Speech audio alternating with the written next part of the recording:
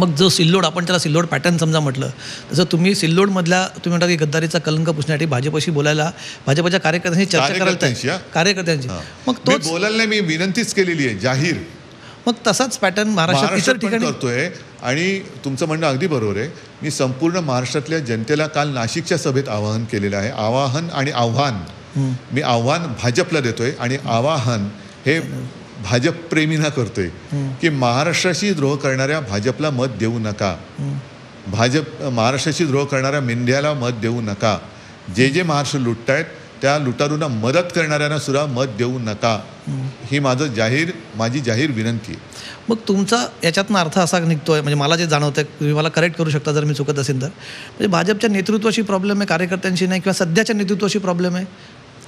2014 पर्यंत राज्यातल्या, आपण राज्यात सांगतो ना, 2014 पर्यंत सगळं सुरळीत चाललेलं होतं.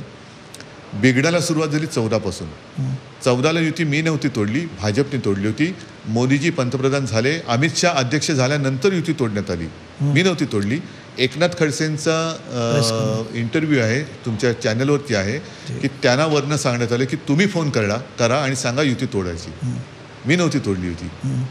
तेव्हा पण मी हिंदूच होतो ना, मी काय सोडलं होतं तेव्हा. पण म्हणता 19ला तुम्ही तोडली, तुम्ही गेलात त्यांच्यासोबत, असं त्यांचं म्हणणं. 19ला त्यांनी दिलेला शब्द त्यांनी मोडला आणि मला खोटं ठरवण्याचा जो प्रयत्न केला, म्हणून हे माझं हिंदुत्व नाही आहे. खोटं बोलणं माझं हिंदुत्व नाही, जे भाजपचं असू शकेल, ज्याला मी हिंदुत्व मानायला तयार नाही.